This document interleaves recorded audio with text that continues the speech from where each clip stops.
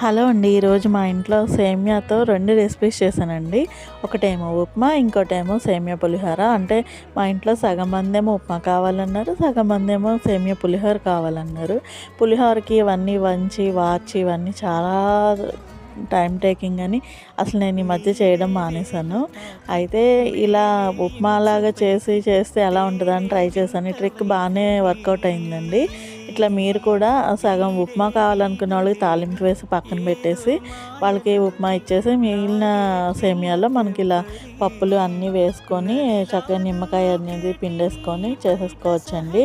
అంటే కొంతమందికి మార్నింగ్ పులుపు పడదనుకున్న వాళ్ళకి స్కిప్ చేసేసుకొని వాళ్ళకి ఉప్మా పెట్టేసి మనం ఇలా పులుపు తినాలనుకున్న వాళ్ళు చక్కగా హ్యాపీగా చేసేసుకోవచ్చు సేమియా పులిహోర అనేది.